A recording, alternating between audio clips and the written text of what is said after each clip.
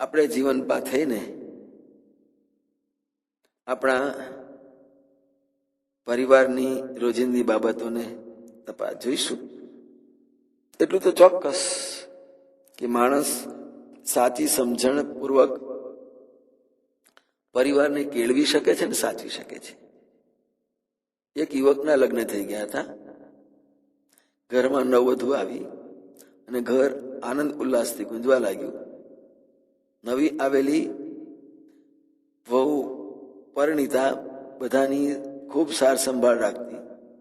ઘરના બધા સભ્યો આ નવા સભ્યના આગમનથી આનંદમાં હતા, પણ એકમાત્ર યુવાનની માતા થોડીક ઉદાસ હતી.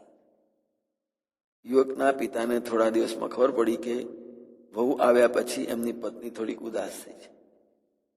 પત્નીની આ ઉદાસીનતાનું કારણ જાણવા માટે એકવાર ઘરમાં કોઈ નહોતું ત્યારે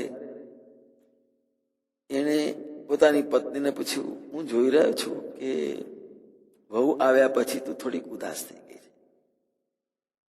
આ માટે કોઈ ખાસ કારણ ખરું તારી પાસે? પત્નીએ કહ્યું, તમે કોઈએ નોંધ લીધી? લગ્ન પછી આપણો દીકરો સાવ બદલાઈ ગયો છે. પહેલા એ મારી સાથે બેસીને વાતો કરતો હતો, પણ હવે એને મારા માટે ટાઈમ નથી. ક્યારેક ક્યારેક વાતો થાય છે. એકાદ દિવસની રજા પડે તો વહુને લઈને એના સસરાને ત્યાં જતો રહે છે. મારા કરતા તો એની સાસુ સાથે હવે વધારે વાતો કરે છે. મને એવું લાગે છે કે આપણો દીકરો હવે અડધો એના સસરાનો થઈ ગયો. બસ આ બધા વિચારોથી હું બેચેન રહું છું. પેલા ભાઈએ પોતાની પત્નીનો હાથ પોતાના હાથમાં લઈને કહ્યું, તારી વાત બિલકુલ સાચી છે. હવે આપણો દીકરો પૂરેપૂરો આપણો નથી રહ્યો. પણ મારે તને એક વાત પૂછવી છે.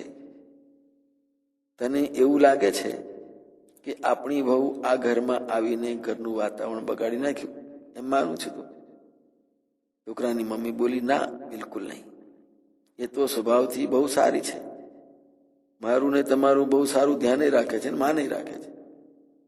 છોકરાના પપ્પાએ હસતા હસતા કહ્યું, ગાડી, કોઈ બીજાની દીકરી પૂરેપૂરી આપણી થઈ જતી હોય તો પછી આપણો દીકરો અડધો એનો કે એના પિતા માતા પિતા તો થાય ને.